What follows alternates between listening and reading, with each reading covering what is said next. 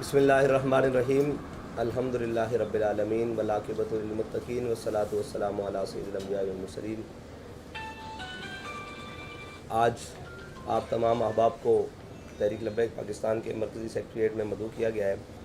اس کی ایک غرض تھی کہ 22 مئی انشاءاللہ تحریک لبیک پاکستان کراچی تا اسلام آباد پاکستان بچاؤ مارچ کرنے جا رہی ہے۔ اس کی تیاریوں کے سلسلے میں اور حالیہ ملک کے اندر پچھلے کچھ ہفتوں قبل ایک گستاخیوں کی لہر دوڑی، جس میں کچھ خواتین و مرد حضرات نے نبوت کا دعویٰ کیا، اور اس کے بعد ایک طویل سلسلہ چلا جو رکنے اور تھمنے کا نام نہیں لے رہا تھا۔ الحمدللہ وہ اس کے اوپر تحریک لبیک نے عملی کام کیا اور ان لوگوں کو پابند سلاسل کروایا اور ان کے اوپر FIRs کروائیں، اور ملک کے اندر جو اب اس وقت مہنگائی، پیٹرولیم کی مصنوعات کی قیمتوں میں مسلسل اضافہ، گیس کے بلوں میں اور میٹرز کے اندر جو اضافی چارج اور بجلی کے یونٹس کی جو مہنگے ترین قوم کو دینے پر اور قوم کو مہنگائی کے چکی کے پاٹوں میں پسنے پر، اس کے اوپر تحریک لبیک نے اپنا احتجاج پہلے بھی ریکارڈ کروایا، شٹر ڈاؤن کی صورت میں، پھر احتجاج پریس کلبز کے باہر احتجاج کی صورت میں۔ اب اس کو عملی جامہ پہنانے کے لیے تحریک لبیک نے پہلے 11 فروری کی کال دی، لیکن وہ ساتھیوں کے مشورے کے ساتھ کہ اس وقت جو حکومت میں موجود لوگ ہیں وہ پنجاب کے اندر نگران حکومت ہے، اور اس کی بجائے ہم کراچی سے شروع کریں جو لوگ مرکزی حکومت میں موجود ہیں، تاکہ ان کے کان پر بھی کوئی آواز خلق پہنچے اور ان کو بھی قوم کی دردوں کا کوئی احساس ہو۔ اس کے بعد ملک میں حالیہ سیاسی افراتفری اور ملک کے اندر جو بھی اس وقت ایک اژدہام آیا ہوا ہے، اس کے بارے میں ہمارا ایک مکمل ذاتی موقف ہے، نظریاتی موقف ہے کہ ہم سیاسی و ذاتی وکٹمائزیشن کے خلاف ہیں۔ وہ اگرچہ رانا ثناء اللہ کے خلاف ہو جناب کیس کے اندر، منشیات کے کیس کے اندر، اور اگر شہریار افریدی اور اس کی اہلیہ کے خلاف ہو، اسی طرح پورے ملک کے اندر خواتین کے ساتھ جو سلوک کیا گیا ہم اس کے سخت مخالف ہیں۔ لیکن جو PTI کی قیادت نے اور PTI کے رہنماؤں نے اس ملک کے ساتھ کیا، اس ملک کی تنصیبات کے ساتھ کیا، چیزوں کے ساتھ کیا، روڈوں کے ساتھ کیا، ہم اس سے زیادہ مخالف ہیں۔ اور پاکستان کے اندر گرفتاریاں ہوئیں، احتجاج بھی ہوئی، لیکن پاکستان کی بنیادی چیزوں کے خلاف کھڑے ہونا، اس کو ہم سمجھتے ہیں کہ پاکستان کو جغرافیائی پہلے سارا کچھ تھا اور سرحدی ہمیں خطرات تھے، لیکن آج بین الاقوامی سازشوں نے پاکستان کو اس حد تک پہنچا دیا ہے کہ اب پاکستان اندرونی سازشوں کا بھی شکار ہے، اور اس کے خلاف بھی تحریک لبیک پاکستان اپنا ایک بنیادی اور نظریاتی موقف یہ رکھتی ہے کہ ہم کسی بھی ایسی چیز کو جو پاکستان کو اندرونی طور پر کمزور کرنے کی کوشش کرے گی، اس کے خلاف تحریک لبیک پاکستان ہمیشہ میدان عمل میں کھڑی رہے گی۔ وہ اگرچہ سیاسی بات ہو، وہ اگرچہ نظریاتی بات ہو، یا پاکستان کی اساس کے خلاف یا اس کے کسی بھی چیز کے خلاف ہوگی، تحریک لبیک پاکستان اس کے خلاف عملاً بھی کھڑی رہے گی۔ اور اس کے بعد PTI کے کارکنان اور ذمہ داران کو ملک کے ساتھ جو 76 سال سے کیا گیا ہے، قوم ایک مسیحا کے انتظار میں ہے۔ اگرچہ عمران خان نے اس کو اپنے طور پر مسیحائی کرنے کی کوشش کی، نواز شریف نے کوشش کی، پرویز مشرف آیا اس نے ایمرجنسی کے تھرو کوشش کی، ضیاء الحق آیا اس نے مارشل لا کے ذریعے کوشش کی، بھٹو صاحب آئے انہوں نے جناب ایک اپنا نظریہ روٹی کپڑا مکان کے ذریعے کوشش کی قوم کی مسیحائی۔ قوم تو ہر ایک کو مسیحا سمجھ کر اس کے پیچھے لگنے کے لیے تیار ہے، اور قوم نے ان کا ساتھ بھی دیا۔ آج عمران خان نے آواز اٹھایا کہ میں ان چوروں کے خلاف ہوں، اٹھائی اور ان چوروں کے خلاف ہوں، تو عمران خان کے ساتھ بھی قوم کھڑی ہو گئی۔ لیکن بدنصیبی قوم کی یہ ہے کہ قوم کو آج تک وہی لیڈر ملے جنہوں نے ووٹ کو عزت دو کی بات کی، لیکن اپنا ویزا لے کر، اپنی ٹکٹ لے کر باہر لندن میں جا کر بیٹھ گئے اور اپنے بھائی کو وزیر اعظم بنوا لیا۔ اور اسی طرح عمران خان اٹھا اور اس نے کہا کہ میں قوم کی مسیحائی کروں گا، اور میں قوم کا گلہ نہیں ہے، قوم کے بچوں کا گلہ بھی نہیں ہے، اور قوم کے بچوں نے جو کچھ کیا وہ ان کے اندر ایک فرسٹریشن ہے، ایک ان کے اندر غصہ ہے، غم ہے، اور ایک اپنے ملک کے ساتھ ہونے والے اس کھلواڑ کے خلاف غم ہے۔ لیکن صاحب ظاہر ہے ان کے جذبات کو غلط استعمال کیا گیا، پہلے نواز شریف نے غلط استعمال کیا، پورے ملک کی حکومت لی, 2/3 اکثریت بھی لی, پھر اس کے بعد آئے, لیکن ہمیشہ اپنے کاروبار بھی یہاں سے اٹھا کر باہر اسٹیل ملوں تک لے گئے. پاکستان کے اندر کچھ نہیں چھوڑا, اپنے بھی جناب یہاں سے ساری جائیدادیں لے کر باہر سرے محل اور اپارٹمنٹس بنائے, لیکن پاکستان کے لیے کچھ نہیں کیا. پھر اس کے بعد عمران خان کی باری آئی تو انہوں نے بھی اپنی ذات کے گرد لوگوں کو جمع کر لیا, لیکن پاکستان کی باری آئی تو انہیں سوچنا بھی یہ گوارا نہیں کیا کہ میرے اس عمل سے یا میرے ان کاموں سے پاکستان کی ساکھ کو کتنا نقصان پہنچے گا. اور یہ کہتے تھے کہ جی آئے روز تحریک لبیک کے اوپر الزام کہ یا سڑکیں بند کرتے ہیں, دھرنے بند کرتے ہیں. تحریک لبیک نے کبھی بھی ملکی سالمیت کو خطرے میں ڈال کر اپنی بات منوانے کی کوشش نہیں کی. ہاں ہم نے احتجاج ضرور کیا ہے, ہم انشاءاللہ آئندہ بھی کریں گے. ناموس رسالت کے لیے احتجاج, ختم نبوت کے لیے احتجاج, پاکستان کی بنیادی نظریے کے لیے احتجاج, پاکستان کی سالمیت کے لیے احتجاج تحریک لبیک آئندہ بھی کرے گی. قوم کے لیے, ملت کے لیے کسی بھی مقام پر آواز اٹھانا یہ تحریک لبیک اپنا موقف سمجھتی ہے. لیکن اس طرح کا ماحول بنا دینا کہ ملک کی بقا خطرے میں پڑ جائے, اس کے خلاف تو انشاءاللہ ہم پہلے بھی ہیں اور آج بھی رہیں گے. اور باقی یہ جو سیاسی اور ذاتی طور پر لوگوں کو ہراساں کیا جا رہا ہے یا جسے کہتے ہیں کہ آرمی کورٹس کی بات کی جا رہی ہے یا آرمی ان کی تحریک لبیک سختی سے مخالفت کرتی ہے. یہ آرمی کورٹس اس وقت کہاں تھے جب ریمنڈ ڈیوس کو اس ملک سے رہا کیا گیا ہے؟ اس وقت کہاں تھے؟ وہ تو پاکستان کا ریاستی مسئلہ تھا. جنرل جوزف کو جب یہاں سے نکالا گیا اس وقت یہ آرمی کورٹس کہاں تھے؟ یہ سویلینز کا مسئلہ ہے, اس کو پاکستان کے کورٹوں کے سپرد کرنا چاہیے. ہاں اس کی جو بھی وہ عدالتی معاملات ہیں ان کو شفاف بنانا چاہیے. ایک مجسٹریٹ سے لے کر سپریم کورٹ کی بلڈنگ تک اگر اس ملک میں موجود ہے اور اگر یہ انصاف نہیں دے سکتے تو پھر ان کو کس لیے رکھا ہوا ہے؟ اتنا بڑا ادارہ موجود ہے. اس لیے اداروں کی لڑائی میں پاکستان کا نقصان نہ کریں. پی ڈی ایم اور اسٹیبلشمنٹ ایک طرف کھڑی ہو گئی ہے, عدلیہ اور پی ٹی آئی ایک طرف کھڑی ہو گئی ہے, تو پاکستان کہاں ہے؟ پاکستان کی بنیاد کہاں ہے؟ پاکستان کا آئین کہاں ہے؟ یہ ساری چیزیں کہاں ہیں؟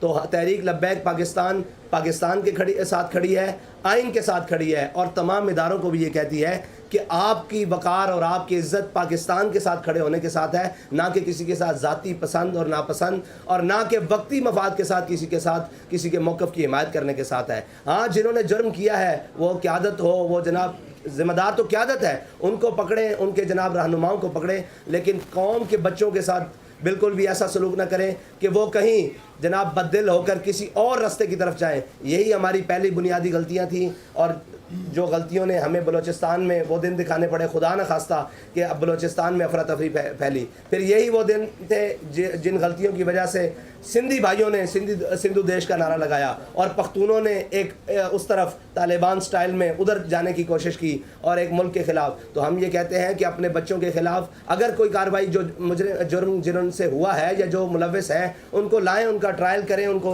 کورٹس میں لائیں, ان کو جناب سزا دیں, لیکن اس طرح مجموعی طور پر قوم کو پیسنا یہ اس کے ہم مکمل خلاف ہیں. کیونکہ ہم تحریک لبیک 5 کریک ڈاؤن برداشت کر چکی ہے. ہمیں پتہ ہے کہ اس کی قیمت کیا دینی پڑتی ہے, گھر والوں کو کیا دینی پڑتی ہے, بچوں کو کیا دینی پڑتی ہے, خواتین کو کیا دینی پڑتی ہے, اس کی قیمت تعلیم کو کیا دینی پڑتی ہے, صحت کو کیا دینی پڑتی ہے. اس لیے ہمیں سب کے خلاف ہے. انشاءاللہ تحریک لبیک پاکستان 22 مارچ کو بھرپور کراچی تا اسلام آباد مارچ کرے گی اور اپنے مطالبات انشاءاللہ حکومت وقت سے منوائے گی.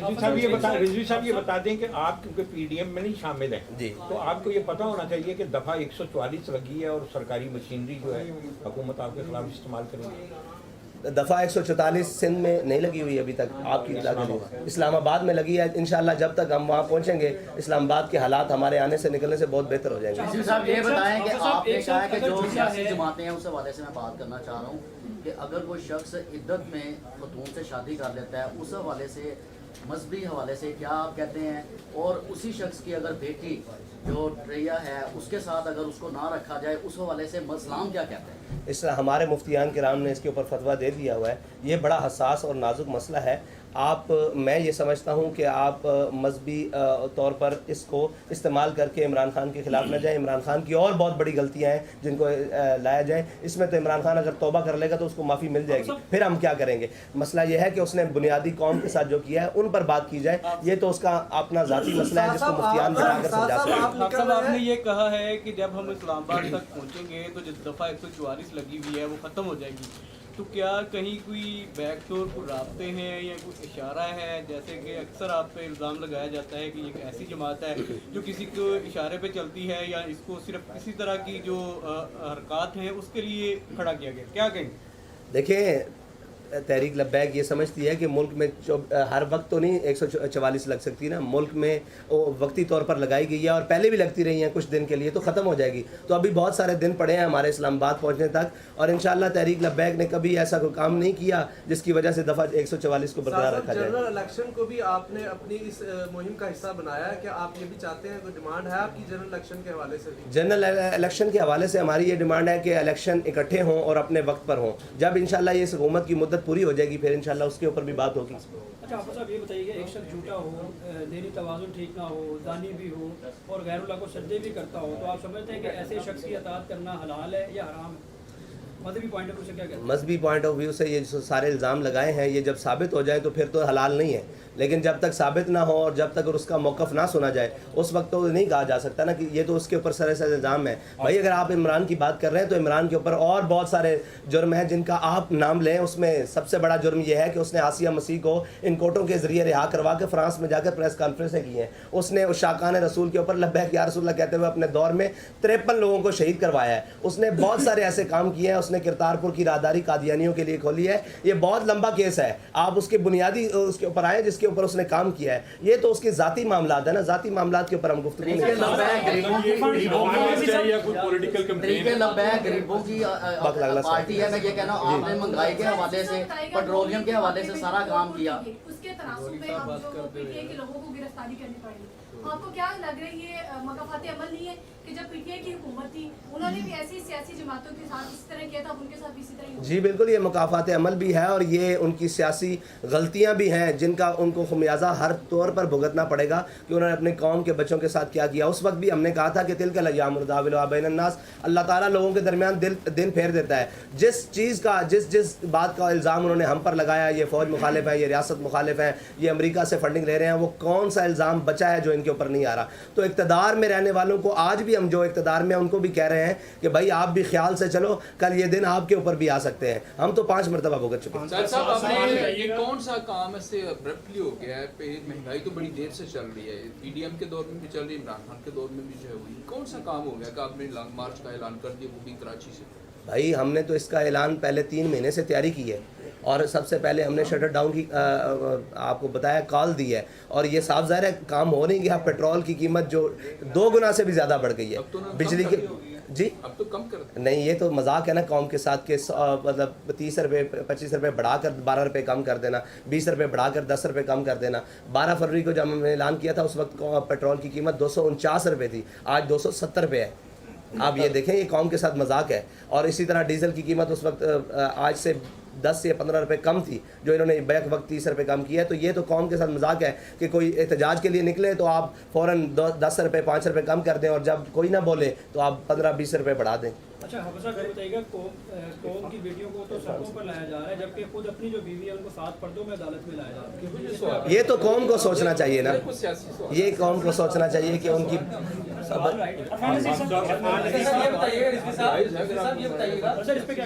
پرانے جو دور تھا پی ٹی آئی کا، اس دور میں ہم نے دیکھا فرانس کے واقعے پہ بڑا دھرنا دیا گیا.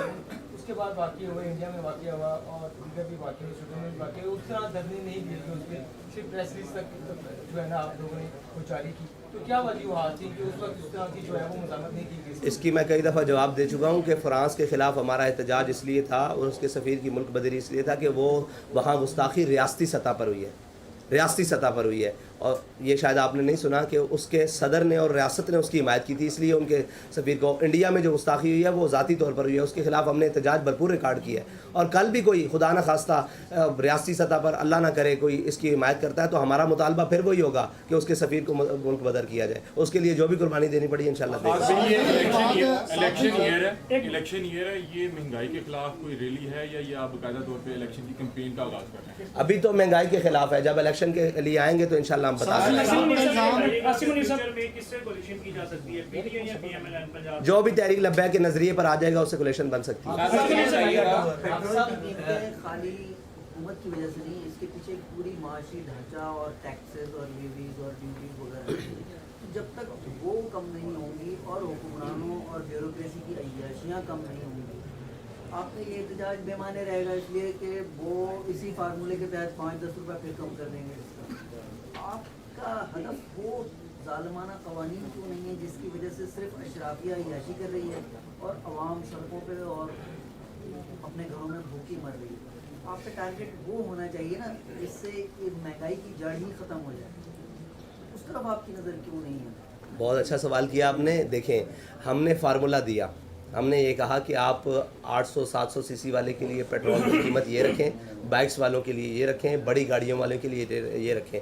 इसकी जद में अशराफिया ही आ रहा है और लोग पूछ रहे हैं कि आपसे किसी ने रब्ता किया? हमसे हुकूमत ने तो रब्ता नहीं किया, लेकिन जो हुकूमत के वो पाले हुए लोग हैं जो इसके कमीशन खाते हैं, उन्होंने हमसे रब्ता किया कि आप ये क्या करने जा रहे हैं, आप भी पर लीटर कोई हमसे कमीशन ले लें, हमसे कोई बात कर लें। तो इसका मतलब है हमारा तीर बहदफ हुआ, हमारा तीर बहदफ हुआ। उनको थोड़ी परेशानी का सामना करना पड़ा। वो हमसे कह रहे हैं कि आप हमसे वो ले लें, क्या नाम है उसका, कमीशन लें पर लीटर और आप अपने अकाउंट्स बताएं, हम उनके अंदर पैसे भेजने के लिए तैयार हैं। हमने कहा हमें नहीं चाहिए, हम कौम के साथ खड़े हैं और कौम के लिए पेट्रोल सस्ता करो। दूसरा बात है, हमने एक पूरा वाइट पेपर दिया इनको कि आप जनाब 3000 सीसी 5000 सीसी वाली गाड़ियों के लिए ये पेट्रोल की कीमत रखें और नीचे ये रखें, ताकि गरीब को आसानी हो और अशराफिया को और ब्यूरोक्रेसी को और एस्टेब्लिशमेंट को और जो इसमें मुल्क में मुफ्त चीज़ें इस्तेमाल कर रहे हैं उनके लिए ये कीमतें रखें और उनको ये टैक्सेस लगाएं, ताकि उनको पता लगे कि इसकी कौम को कीमत क्या देनी पड़ती है। समझते हैं कि आपको मार्च की इजाज़त मिल जाएगी, जबकि हालात इतने नाजुक हो गए हैं। लाहौर में ज़मान पार्क को बंद किया है, लाहौर वाले परेशान हैं।